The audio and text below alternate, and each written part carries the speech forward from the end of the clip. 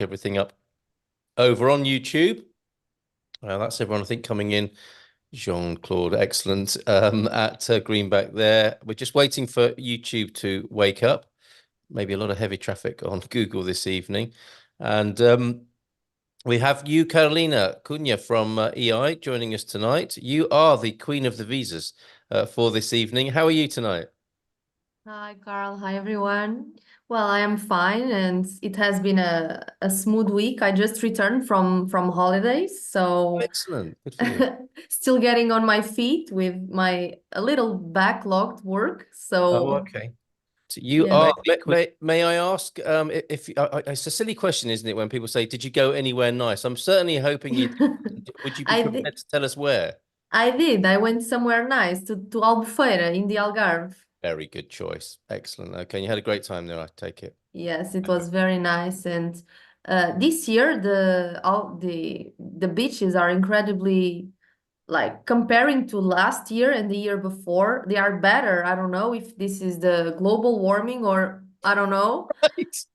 I was wondering in what sense they're better, what they're warmer, from what Yeah, you're saying. Right, okay. warmer, the water was nicer, Right. and I don't know, everything was clean. I really enjoyed it. Excellent. I'm so glad to hear that. I think people can take that as a travel tip. So Albufeira, highly recommended by the Carolina Cunha Beach Guide of Portugal this year. Albufeira, highly recommended, 5 stars. So back to work then. How's that been coming back to work, and what's going on at IMA and the front line of migration into Portugal? Well, so I believe everything pretty much is still the same. So I'm a still backlogged. They say that they are doing a task force for all those delayed processes, but honestly, I don't really believe it. And we've been doing our best to reach out to them and get appointments for people waiting, but it has been a struggle ever since the change Mhm. from SEF to IMAS. So yeah. Okay, all right. Well, thank you very much. You're here, of course, to answer any questions people might have about moving to Portugal from a visa point of view. From the details on the screen there. Thanks, Carolina, for being here tonight. Welcome back from your holiday. Let's go to Daniel Reis of Reis and Pelicano and find out how you are this evening, Daniel. Well, I'm quite all right. Thank you for asking, Carl. Just adding to what Carolina said in terms of the golden visas, we are seeing some approvals. So we had a lot of processes that were basically waiting for approvals and waiting to be for the IMSF to provide the final go ahead. So we're seeing some movements and things seem to be improving on the golden visa front, although not a lot of bookings are occurring. We still have some processes stuck, and in some instances we've been suing the Portuguese government just to have the booking done. So Wow. yeah, not a lot of movement in that regard, but we're trying to push things in the right direction. And we've had a few approvals in the last 2 weeks, so I'm happy with that. Although it's still the backlog is still humongous in the golden visa front. Right, very interesting. Whilst we're talking about the golden visa, and that's the supply end, isn't it? At the demand end, how is that at the moment in terms of global perception, how things have changed in the last couple of years? Is the demand for the golden visa on a steady level? Yeah, I wouldn't say that. After the golden visa via real estate was closed, we've seen a decrease, a substantial decrease in the interest in investors, because the only way to obtain a golden visa, or there's two ways actually to obtain a golden visa in Portugal nowadays, is one via an investment fund investing €500,000. That investment fund needs to have to invest in Portuguese companies, so it's to try to have the money flowing in the Portuguese economy. That's actually a good idea. And then there's an investment or an investment in cultural projects, but we've seen a substantial decrease in the interest in the Golden Visa program because of that. People really wanted something tangible to invest, and this would be to buy a property and to obtain the residency permit. And the fund option does not seem so attractive to the majority of the investors. So we've seen a decrease in the demand for sure. Very interesting. However, you are still able to help people if that's the Yes. route they choose. Okay, Yes, of course. thanks, Daniel Reis. And you can be found, of course, in the business director of Expats Portugal. I like to ask you about politics. It is the silly season. The politicians are on holiday, and it's officially summer when the president is photographed on the beach, as he has been. Yes, I think he might that's have been in a Albufeira as classic. well. Yeah, yeah, yeah. Right. Okay. Marcelo loves to go to the beach, and usually paparazzi will follow suit. Yes. And you always have a few good pictures of him in his shorts and a flip flop. So it's indeed silly season, and without having the president in one of those pictures, the summer hasn't started. So It is it's the official. official start of summer, isn't it? Yes, And it's as if he knows the paparazzi are going to be there to take that picture of him. So I yes, think he has to get his beach body ready for such yep. for such an occasion. And is that a requirement for the next president? I mean, they must be thinking to themselves, "Oh, and not only do I have to be equipped mentally, I have to be Yeah. equipped physically for this job as well." Yes, indeed. But Marcelo is a special type of person. He went swimming in the Tejo River in the 80s. And at the time, Tejo was quite dirty because, well, he was not well known at the time and he needed to steer some attention into himself. That was So he his thing. went. Yeah, he went and swam in the Tejo River. You can find it in YouTube. It's quite funny. So he is that type of person and he loves the attention. He does love the attention. Yes, and we will never forget how he shook hands with Donald Trump as well. So he will be remembered for all sorts of reasons, a couple of which you've heard tonight on the Express Portugal Dream Team session. Thanks, Daniel. Come back to you on anything to do with law. Any questions we might have about the law, we'll put them to you this evening. Carolina Moralia, also here from Casa Portuguesa. How are you, Carolina? Hi, Carl. Good evening. I'm very well. How are you? Good to see you. And you know what I'm going to ask you? I've been to Rio Maior today. Mm. I really enjoyed my morning and lunchtime in Rio Maior. How would you rate it as a place? Let me just rephrase that question or put it into a context. You, of course, help people find rentals and places to buy here in Portugal. How would you rate and rank Rio Maior? I think Hilmayar is a good option. I believe you have a university there.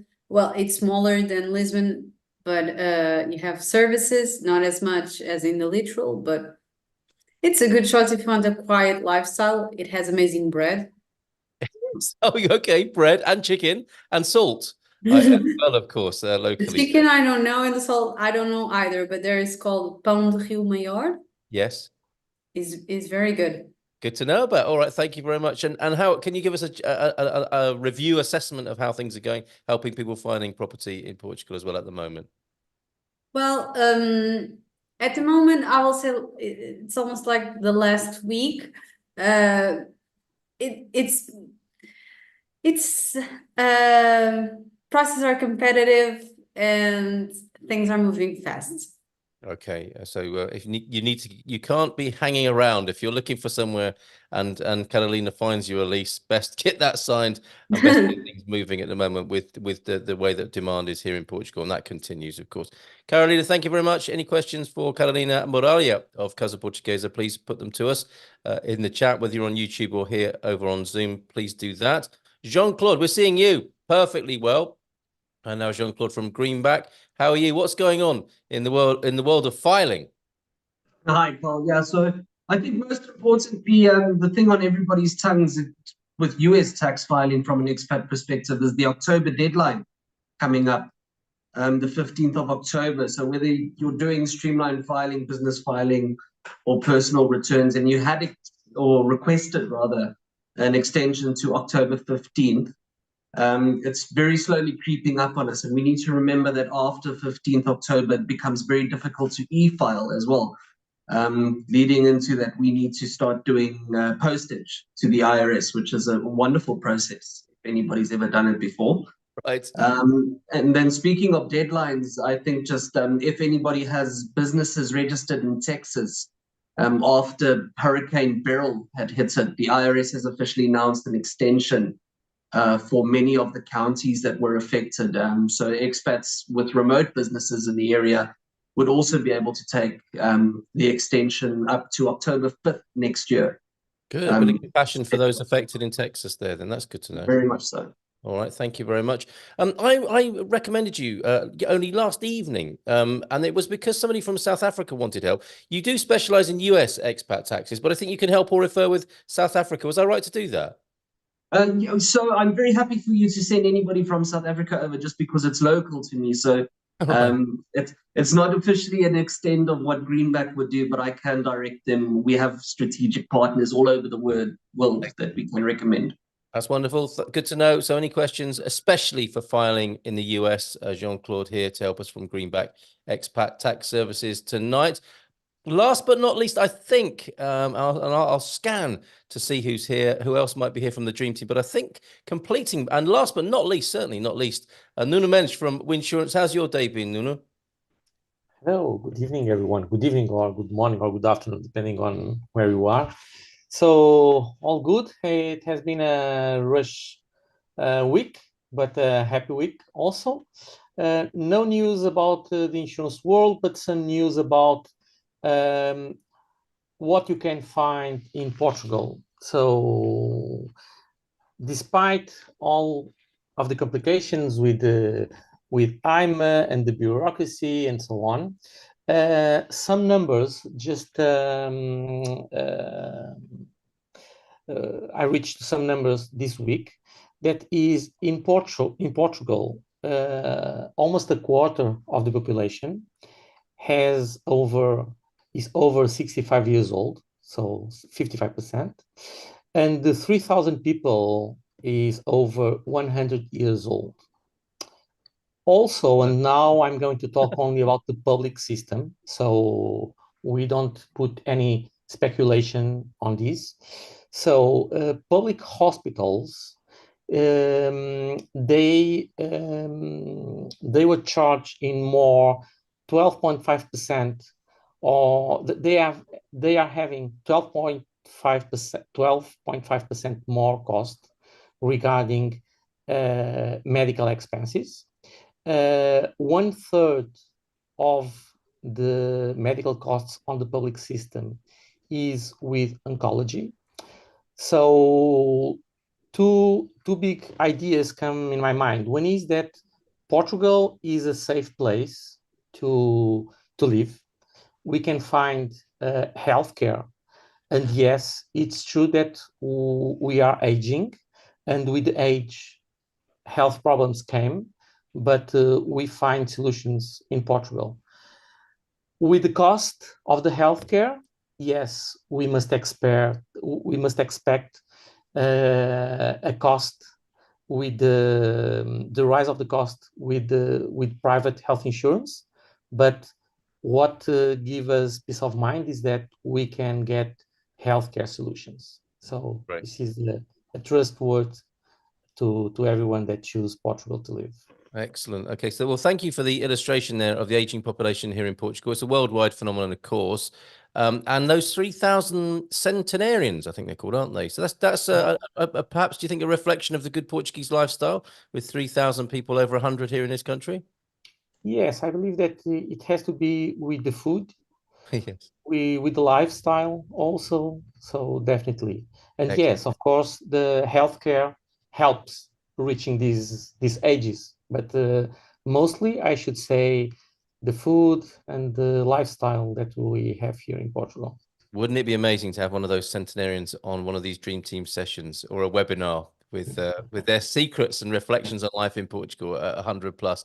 Quite amazing. Thanks, Nuno, for those facts and figures. Very interesting. Let's get cracking with some questions then. This is an interesting point that I think we should deal with straight away here for you, Carolina. Farouk said in last week's chat, did you say you're continuing to work in August? So nothing stops at EI. I mean, some people have holidays like you did, but the office continues, right? They're not taking August off. Yes, we continue working. I just returned and I will keep working the full month.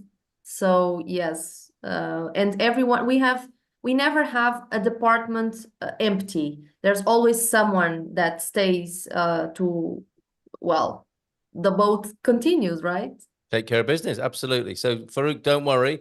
Although some parts of the, I guess, the wheels of industry and culture slow a little bit in August here in Portugal, not EI. They're still working flat out to help you over there. So don't worry about that. Let's go to Cassie's question in Zoom. Now that a person without employment, this is, I think, for you as well, Carolina, can no longer get the social security number, the NISS, I was told the new rule is about a month old. How does that affect retired people? I need a NIS in order to take the government approved language class, and was told by the woman from the class that I could just ask for a NIS number and get one. But when I asked for the NIS, the agent was adamant that I cannot get one without employment. That's not true, is it? This is a very recent measure, and Right. we are still navigating it. So we are trying a little options to see in a different social securities all around the country to Right. see what is really established, and we will be able to give more in-depth feedback in a few weeks, because the services, as you said, Portugal in August stops. So the Yes. services are very slow and with minimal staff. Yes. So even though we go there every week, not always we have time to approach these new matters, which is this case.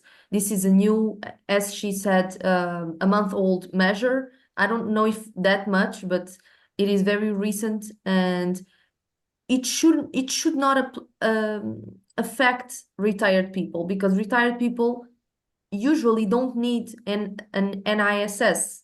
Right. It's very rare that a retired person or a D7 visa person needs that. Right. In this case, for Cassie, she needs it because probably the language test that the language class that she signed up for, Yeah. it's probably either by a government entity providing it. Not only, she said, government approved, but probably also government facilitating it. Yes. Yeah. Yeah. And all that stuff. To be free, in order to be free, you must have an NISS to benefit from it. Yes. So it will, I don't know if that's fully the case, but most likely it is, because usually they don't ask for the NISS for anything unless it's free because it's paid by the government. Sure. So we will see. I guess I don't have very good feedback to give her No, today. it's very early. You're right. I mean, and this is taking me by surprise actually, because I was confusing it with the fact that digital nomads no longer need to pay the social security contributions. I'd confused that in my mind, and I don't even know if what I just said is correct. But the point here, just clarify and backtrack a bit on this. So people without employment can't get or won't be given a social security number. Is that the new idea legislation law that's just hit the streets, as it were? Yeah, technically, yes, that is what they are saying, but not all retired people don't need it. Yeah. So there will be room for exceptions as long as we prove that it is necessary. We just don't know yet what will they be, and how can one surpass this issue, because as you said, the digital nomads, that is something to still uncover, because Okay. traditionally the taxes are paid where the person works. Yes. So if a person works, if a digital nomad works in Portugal, they will be paying social security in Portugal. But that before and now is still a little weird and clear. So with this measure, even more unclear it gets. So we will Okay, so see we've with. got a bit of a twilight zone in the world of social security, and we'll stay on top of that as best we can in the coming weeks. And I probably, as Carolina's saying there, Cassie, probably don't expect too much until the workers get back in full force in September. Linda, in the Algarve, I think do you want to ask something specifically about this and the Algarve? Very much so. Yes, I'm a pensioner, Right. right? And I qualify for the old NHR, which was 10% of your pension. Mm. As I did the things that were necessary before. I've been trying to get here for a year, and I am now here. However, the situation seems to be now that you have to apply by March 31st, 2025. That was extended. So in order for me to get that 10%, I have to have my residency card in order to apply, and it has to be done by March 31st, 2025, even though the government extended documentation, all of it, as far as I understood, until the end of 2025. But I've been told that that does not apply to the NHR. Now, this is really, really important because I did all the budgeting necessary and everything else. I've been working on getting here for a year. I now have been here for 3 months. And all of a sudden, my budgeting is just blown out of the way because it's obvious that the present government has no interest in pensioners, at least not those who cannot take advantage of the golden visa. Interesting. And it's just, well, and there are 400,000 people waiting for the residency cards. And until I get that residency card, I cannot apply for the NHR. Right. Can you help at all here, Carolina? Yes, that is not 100% like that, because the transitory regime allows you to apply for the NHR without the permit. You, Linda, you can already apply with your visa or with proof that you applied last year, which you did. So you are NHR ready, like right now. So Just do it. Okay. we can submit your application. I have it on hold because you asked me Yay. to put it on hold, but you Yeah, can do it, and you you can have do it. until you have until December 31st of this year. But I Okay. always suggest to not leave this stuff to the end, because the service, it's Christmas, services get backlogged, and if you can avoid that, so yes, you are already ready. So it's just you giving me the green light and I'll submit it for you. That is, Oh, you've got it. I I'm so have to relieved. say, Carolina has saved my skin so many Well, times. Linda, we've wept, She we've is cried together on wonderful. this screen, haven't we, with Wonderful. you? It's been an amazing journey, and we've wept tears live on air with you in various yeah. webinar situations. And this is the latest plot twist for you. So I'm glad there's good news for you this evening. It's Right. wonderful. Carolina, thank you so much, because, okay, we'll get started, dear. There you go. There you go. I am floored. I really am, because everything I've asked this and that and everything else and been told, no, you've got to have that residency card. And it's I like, have an oh, advice God. for that, Linda. Stop reading stuff online. Right. It's Well, no, doomsday. Whenever you Daniel, read stuff online, it's doomsday.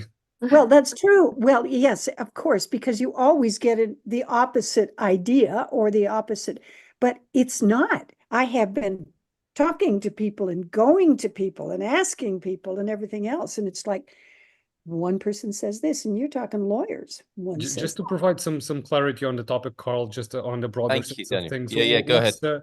What we're facing difficulties is having people becoming tax residents. Yes. And having tax residency in Portugal was quite easy let's say a year back, before the changes in the NHR. You just applied for tax residency and they would approve it automatically, no questions asked, because the policy was, well, if you want to be a tax resident and pay taxes here, the Portuguese government would be more than happy to. But when they changed this policy with the NHR, they started to be more strict about it. So they've asked for either a residency permit. If you try to do it online nowadays, they'll ask for a residency permit. Even with visas, we're facing difficulties having the proof of visa, doing it online. We're getting no's in the tax residency, not the NHR. So on our law firm, what we ended up doing is started doing things at the counter, because at the counter you're facing a real person, and then he needs to provide legal grounds on refusing the request, and it's way more difficult to refuse a grounded request. So the general advice that I have is, as long as you have a visa, a residency permit, a rental contract, changing the tax address to Portugal, it's going to be possible. And then the NHR. I'm sorry? I do not have the residency card. I know, but with the visa, with the things that you described already, I don't see your situation as perilous as well as Carolina, that she says that she has everything that you need to change the tax residency. And after that, after the tax residency is obtained, then it's another different procedure to request the NHR. So there are actually two different procedures. The first one is tax residency. This is the one that has been problematic. And the other one is the NHR.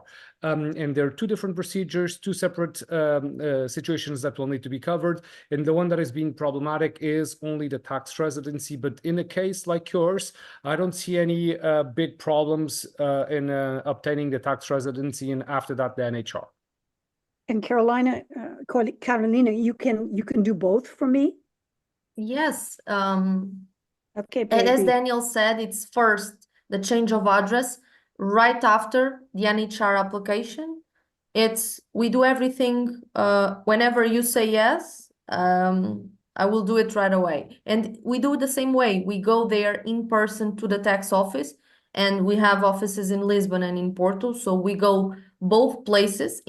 Sometimes it does not work in one city. We send the process to the other and it works on the other one, because the same thing when you are speaking to a human person, if you have everything on your side, it's difficult for the clerk to tell you, oh no, because I don't want to. That's not possible. I guess what I worry about with the tax residency is again, okay, Daniel, I did read this online, but it's typically if a tax residency is sort of decided when your TA information includes a residence address in Portugal. So if I have the NIF and the Portuguese address, however, I had to do that just to apply for, I had to rent a place back in September of last year. And now I have this TA document that actually lists my address in Portugal with my NIF. Look, I don't want to pay taxes from September all the way through. I want to start paying taxes from when I arrived here. Okay, I think a call with... Sorry, so you want to have the tax residency from 3 months back at the time that you arrived, correct? You arrived around 3 months in Portugal.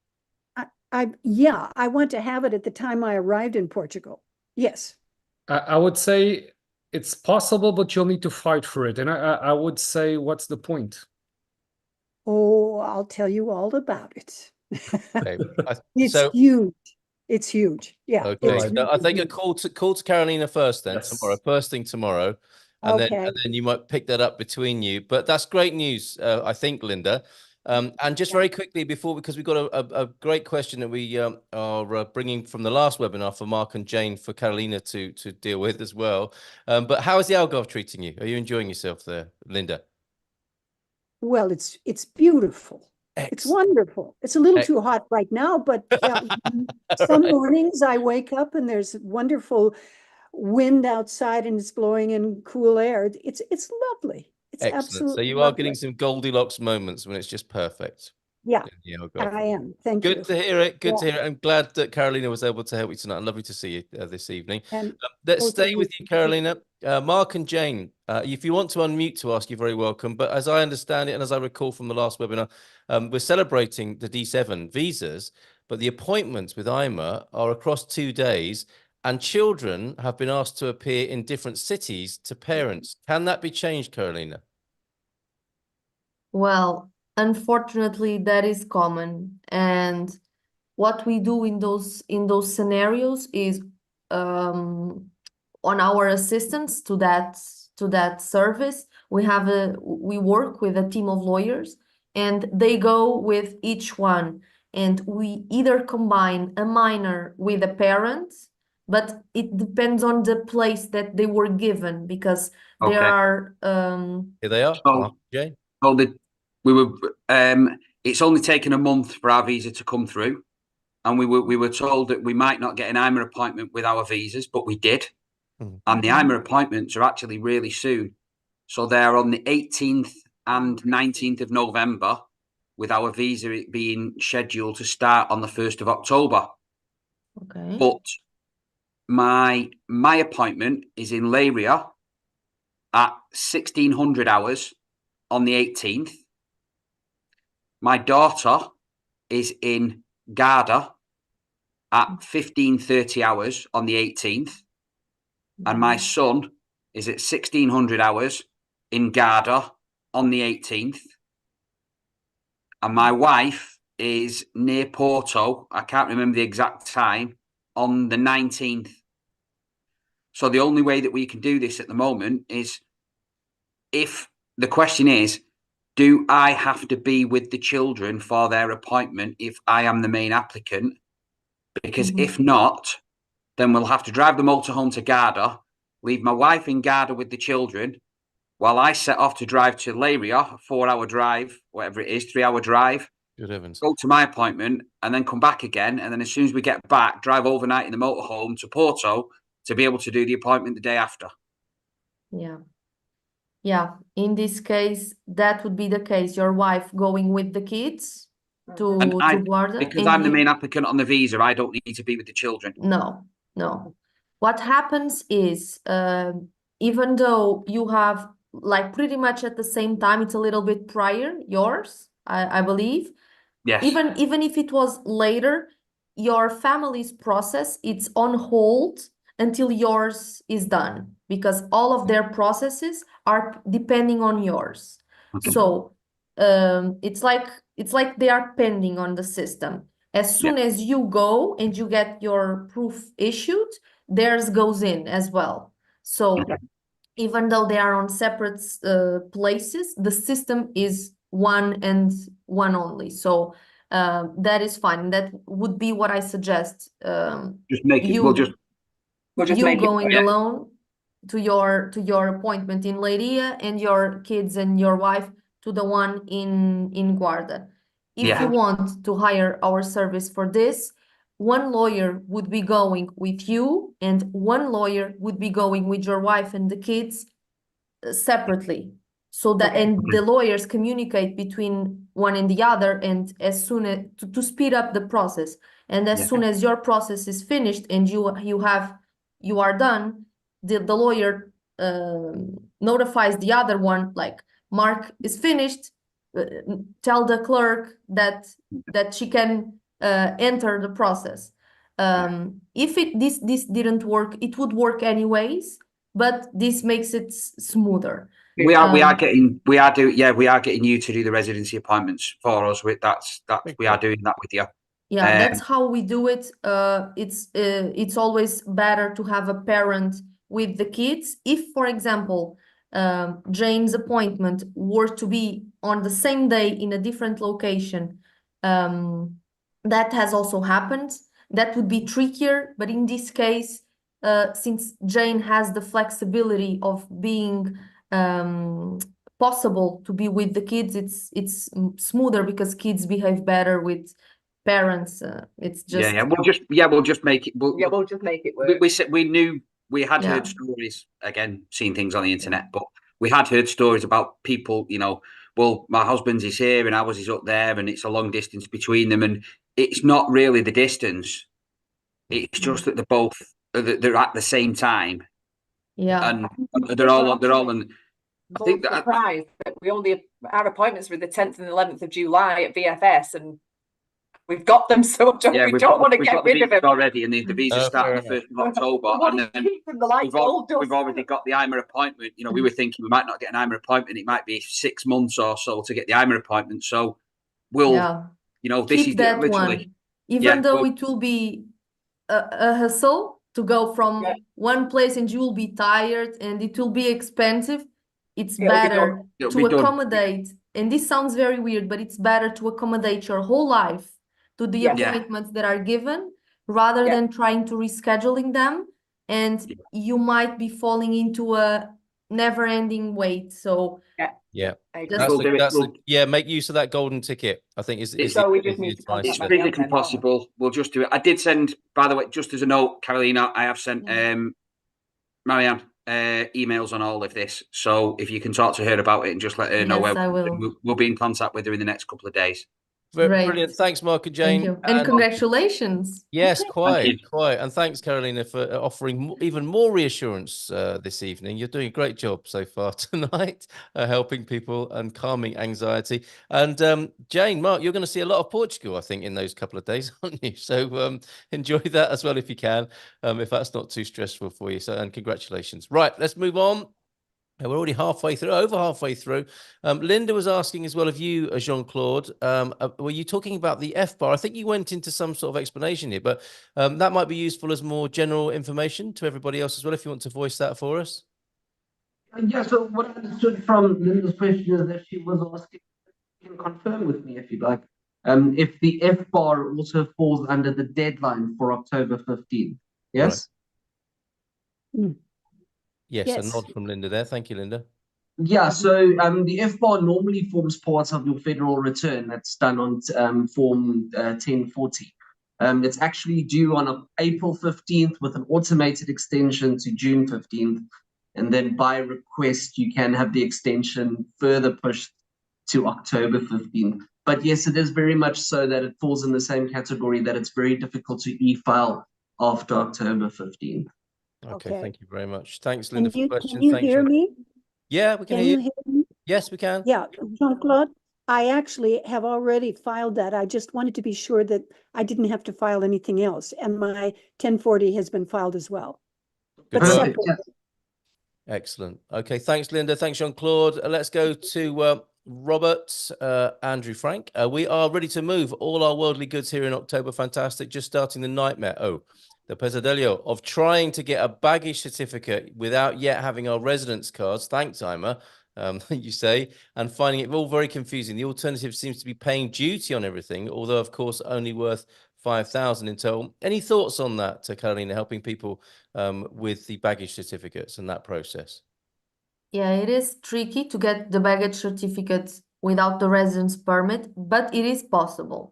Right. So if you add the visa and you show your NIF, showing that you already changed your address from your previous one to your Portuguese one, most likely the consulate will issue that for you. And once you have that document, you don't have that problem of paying the duties on your stuff. So yeah. Okay, hope that helps there. Robert, lost my questions for a moment. Let me see if I can find those once more in the chat here. And thanks for joining us on YouTube as well. I'll come to you in a little while. Oh, yes. Okay. Robert, hope that helps. Iris, been reading up on mortgages in Portugal as we are now wanting to buy, but I read it's very difficult to get a mortgage in principle on a house under construction. Is this the case? We don't have a mortgage expert here, but we do, not live here tonight, but we do in our business directory, Iris. So we'll get that connection made for you behind the scenes. We also read that even if you do get a mortgage in principle, it still cannot be fully relied upon. Scary reading indeed. Is there a good broker we can chat to about this? Yes, we'll make sure you speak to somebody who can help you with that, Iris. Sorry, Carl, which contact did we need then? For the mortgage connection for borrowing on well, specifically to answer the question about a house under construction, which could be problematic. And okay, if they email me at astrid@expatsportugal.com, we will send through to we're actually in the negotiation with a new mortgage company, so there's no one on the business directory right now. Okay, but I'll share the Carl, details. I'll jump in for a second. This is possible. In generic terms, basically the bank will need to do a bank evaluation on the house that is being built. They'll ascertain what's already developed, if the house is the possibility of the house becoming legal, so the plans that were submitted and so on. And usually what they do is to release the money in tranches, in several installments, and they pay the builder. So an agreement is struck on how much money should be delivered at what time. Someone from the bank will go there, will inspect the house, see if the house is already developed to X level, and they'll release more money to the continuation of the building process. That's generically how it usually works. In the end, at the time of the closing, some money will be paid still, depending on what's agreed upon, 30%, 40%. So it may vary quite a lot, but that's possible in, I would say, fairly common in Portugal. Not the typical mortgage, but fairly common in Portugal. I don't see major problems in that becoming a reality. So it's more of a sequencing issue, yes, and a headache rather than actually a problems. But it's a little bit more difficult, but still yes, totally possible and feasible, not problematic. there you go. So another idea about something brought from reading online. And as you said earlier on, Daniel, it's good to talk to the experts and find out exactly what's going on. Yeah. Be careful online and in social media. Come to the Dream Team session and ask the experts direct. The Nanu, good to see you here on Zoom. And your question to Carolina, I stumbled upon residence permit article 77.1, but I've not heard much about it online. That's very specific, Carolina, and I wouldn't be surprised if that's too specific, perhaps. Let me ask you the rest of the question. Not heard much about it online. Was it stopped like 88.2 and 89.2 some time ago? If not stopped yet, can I come to Portugal on a tourist visa and apply for Article 77.1? Are there any special requirements, and can A help with that? I've already applied for a D2 visa from India and still not received an answer after 8.5 months from the embassy. So looking for a backup. Nana, we will celebrate with you when you finally get here. Do those numbers mean something to you, Carolina? Yes, they do. Good. Thank goodness. Yeah, so in this case, the residence permit is the second big step of a migration process. The first one is the visa, second, the residence permit. On exceptional cases, you can skip the visa and go right to the residence permit. But this is very, very exceptional cases. For example, the expression of interest was one of those cases, which was abolished. I don't know if this is the correct English word. And this is what the 89.2 means. So yeah, it stopped. But it's the residence permit, the 77, it still happens. It's just you don't apply directly to it. You cannot skip a step. You need to do the D2 as the person has already started. So unless they are on a very specific exception that the law allows for them to skip, but normally it's very rare. But I'm happy to take a look of this person's situation and see if that would be the case. But they later ask if coming on a tourist visa and then skip to the residence permit, if that is possible. If they are on the exceptional cases, yes, but I don't know, because I need much more information to say if they are or not. So yeah, that's great. I suggest reaching out to us. You can ask to speak with me, and I'm happy to do it. And I will need to make you so many more questions that yeah, and personal ones. So deep dive, there you go. No, thank you very much for that question. Let's stay with you because there's one from Alex for you, Carolina. Must we get residency before March 2025 for the NHR, which we received in January, February? It's Alex, by the way, there. Want me to repeat that? I was trying to find it, but you sometimes skip the paragraphs and yes, I'm trying to group the questions together, but the question was there. Must we get residency before March 2025 to get the NHR, which we received in January or February? Not really, no. Okay. You don't have to, because you already have tax residency. So yes, there is that proof or that backup there. Okay, Alex, hope that helps. We've got a couple for Nuna here. And the first of which is, could you give an idea of how private healthcare is structured in terms of age brackets for over 65s? How do the costs escalate after this? Is there anywhere to find more information? I'm guessing a call to you would offer that information, would it not, Nuna? Yes, please send me an email. My email is here, and just let me know what are your birth dates, and I will fully reply to you. The reason why I cannot answer you right away is because this depends on a lot of factors, like the plans and if it's a plan with present conditions or not. So text me, email me, and I will reply you. Okay, thank you very much, Denise, for the question. Cheers, Nuno. Let's stay with you. The Nanu, a question for you for insurance. I'm talking with Elena these days. The MGen Health insurance payment needs to be from the policyholder's bank account. Does that matter where it comes from? Not necessarily.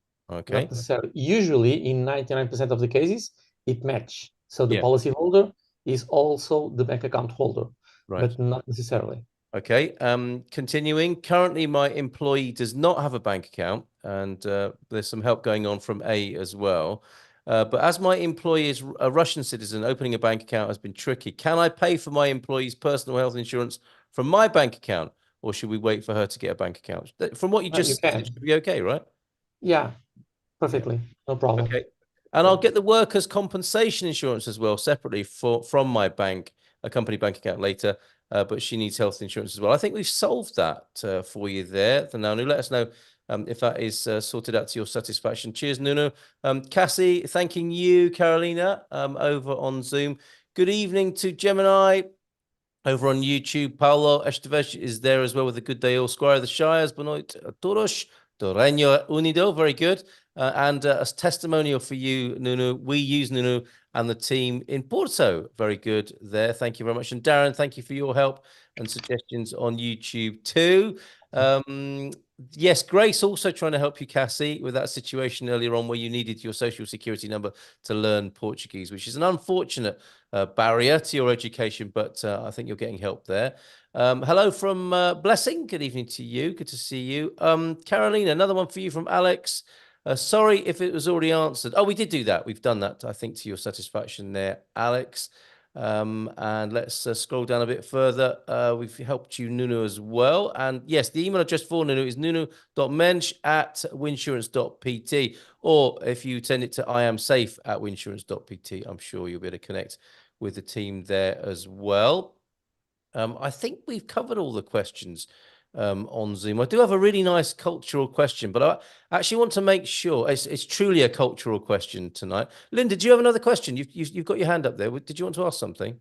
Yes, I do. It sounds like the tax residency, as you said, Daniel, is going to be the big problem in my situation. And Carolina and Daniel, in a situation like that, if I'm going to have to fight for this tax residency thing, I don't know. I'm not quite sure. I want to even ask the question, whom should I turn to? What for help on your behalf? In this case, I don't think you will need to fight it to get it. That will be easy because you have all the documentation. What will be hard is if you want to make it retroactive. Because ever since you got here on April 11, I believe, if that's... Or May 2021, or May, it was in May 14, 12, 13, something like that. But ever since you arrived, I asked you if you wanted me to do it right away or even before you were coming. So I could do it the earlier, as soon as you got your visa, I could do it for you. And you already had your rental agreement, everything. And at that moment, you did not want it to. So now what would be difficult is to make your Portuguese address have a before date. So to make it like not today because it's already 9:50, but tomorrow, if I wanted to go to the tax office and change it, that would be fine. The problem would be to make it from the past, you see, and that was what Daniel was saying, that would be a fight for you to have. Not impossible, but you would need to go through that problem. If you want, we can check the possibility and the viability for that, but yeah, I don't know if that's worth it for you to make it go back like 2-3 months. But no, I don't want to go back. I just if we could just do it tomorrow and have it done, that would be fine. Yeah, that's no problem. I don't want it to go back to last year. There you go. Yes, make that call tomorrow, Linda, to the A office. I think you've got the number. I think you've got the number. Right, brilliant. Good luck with that. Oh, yes, I have the number. And thank you, dear. Once again, It's a pleasure. You're welcome, Linda. Pleasure to help you tonight. Blessing wants to know, Carolina, while we have you on the screen, and Cookie's here, everybody. Carolina Moralia has Cookie. And I noticed today in Rio Maior, another good reason to consider Rio Maior is they've got a fantastic doggy park there. With not only the, a very five-star dog toilet, and there was no other way of putting that, so forgive me if you are having your dinner. But there is like an agility park and all sorts of like play equipment, which I thought was a children's playground, and it's actually for dogs. So well done, Rio Maior, on that, and I'm sure Cookie would love it. Carolina, we have a question from Blessing about opening a bank account. How do I open a bank account to prepare myself for a D7 visa? It's a classic question. I also have a daughter that will turn 18 years old on the May the 4th. I'll be with her. Can I add her to my D7 visa application? So two things there, adding a daughter of 18 to a visa application and how to open a bank account, because of course you help people do that here in Portugal. Yes, so for opening up the bank account and preparing yourself for the D7 visa, you work with us. And for the bank account opening, we work with a few banks. We will see your situation, which one we think fits best your necessities. And prior to that, we need to take care of a NIF number, then take care of the bank account, then the NIF, the D7, I'm sorry. Regarding your daughter, yes, you can add her to your D7 application. Your income must suffice for the both of you, and if you want to bring more people, there's a percentage to be added on top, depending on how many people is your family coming with you, and especially regarding her age. Up until she's 18, she mandatorily needs to be studying because she's a minor. But after the 18-year-old mark, if she wants to be considered a dependent, she also needs to be studying. And we suggest it to be a credible studying. So like some sort of university degree, something. She needs to be for all effects, a dependent from yourself. So it can be university in Portugal, university you said that you were from Nigeria, in Nigeria, anywhere. She can be studying remote as long as she has some link to her incapacity per se, financially, and studying in Portuguese degrees sometimes are admissible, but it's too risky because normally Portuguese language courses are just 1 year duration, and you are applying for a 2-year permit. Especially your daughter, she's applying for a 2-year permit and she's only showing 1 year of education depending on you. So it might make the process rocky. So I just suggest a degree of at least 2 years. So that's why I suggested university. Oh, you said that she's in university already. So she's 17 and in university. Congratulations. You have a very smart kid. So yeah, in this case, with a university, that's fine. I could link it to you if you have enough income for the both of you. Very good. There you go. Software engineer too. Yes. Genius there. So there you go, Blessing. I think that's everything you wanted to know. I think that brings us up to date with all the questions. Forgive me if it hasn't, and please pop it into the chat right away. I'm going to turn to the Dream Team panel, who are having a week off next week. It's a public holiday here in Portugal, so there won't be a Dream Team next week. I want to ask them this question. Oh, is there one more, I think, from YouTube? Is it worth the headache shipping a car from Canada or buying locally? I'll refer you to Jerry's excellent video and other videos we've made on the subject CB over on YouTube. That's probably a little bit lengthy to go into right now with 4 minutes to go. I just want to ask the Dream Team, if I may, well, enjoy your week off next week. It is the Assumption, the Day of Assumption public holiday here in Portugal. And the government have just announced a special free admission to museos e monumentos here in Portugal. And I just wanted to ask briefly with each of the panelists here this evening, What you would recommend? I don't know if what you're going to recommend is necessarily included in the free admission, for which you need a NIF number here in Portugal, and you could just go in free of charge, where you'd have had to pay before. But it would be lovely to hear in the month of August, when people are visiting, what you'd recommend as a great national monument or museum that you recommend they visit. Let's start with you, Carolina, on that. Presumably in Lisbon, I'm thinking for you.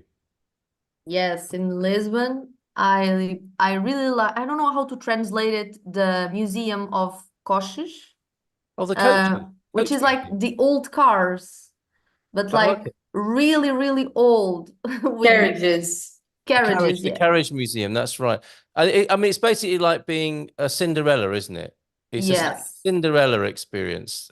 Yes. Okay. And everything is like gold, and but like because the kings did it like big way, so everything is huge and gold, but like real gold.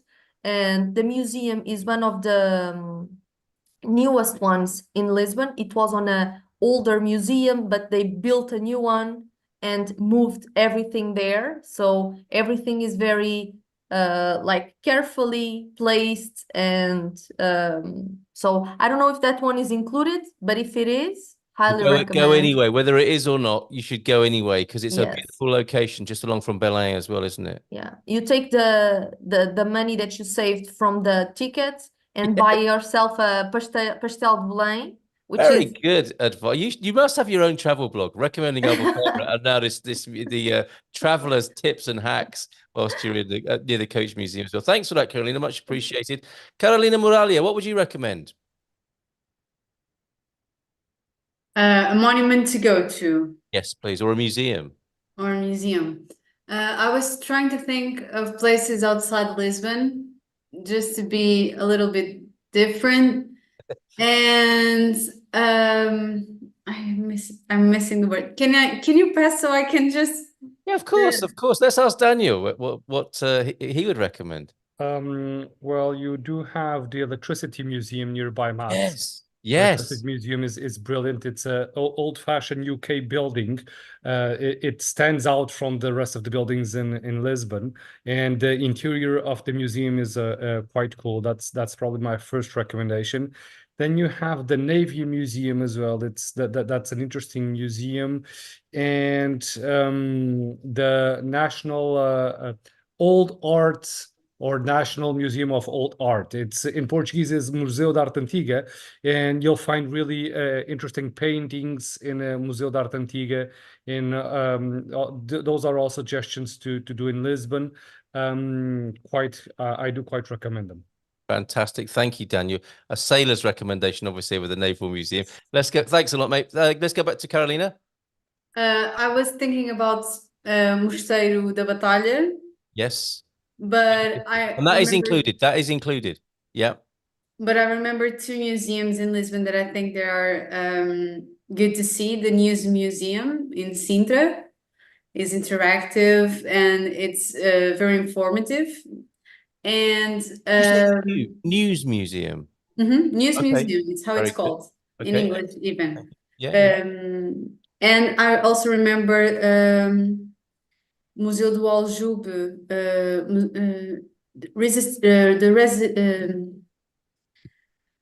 preciso de ajuda. I need help. Thank you.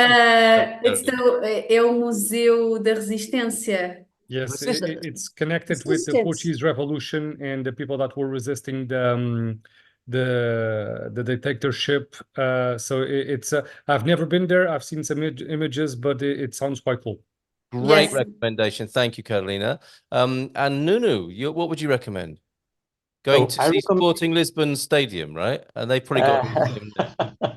No. Okay. I recommend one-day experience. So prepare a brunch. Yes. Go to Sintra. Start at the bottom of Sintra, and then do a hike and visit Castelo dos Mouros e Palácio Nacional da Pena. Thank you. Really enjoy. You will not be disappointed. You say that with such confidence and passion for the place. Thank you very much. And Quinta da Regaleira, to add to that. Okay. As you are in Sintra.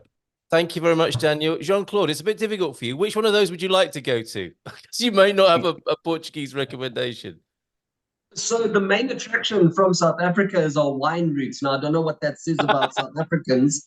Yes. But I hope Portugal has something similar for when I do visit. We have our own wine here. Thank you very much, Jean-Claude. Thank you for being here, all of you, the wonderful Dream Team panel tonight. Have a great break next week. Over to you, Astrid. Forthcoming attractions, please. Thanks, Carl. So as you mentioned, next week there's no Dream Team, but we have got our regular 7:30 webinar, which is a supermarket shopping. So it's about the cost of living here in Portugal. So if you want to do a budget or find out how much things are going to cost you, your favorite items, then it's one to attend. So yeah, that's It's a classic as well. But yes, always well attended. Cost of living with Astrid. Thank you, Laronda. Thanks, everyone. As always, lots of valuable information. Thank you, Dream Team. Thank you, everyone else, for being here. Take care. Bye for now and see you in 2 weeks. Ciao, ciao.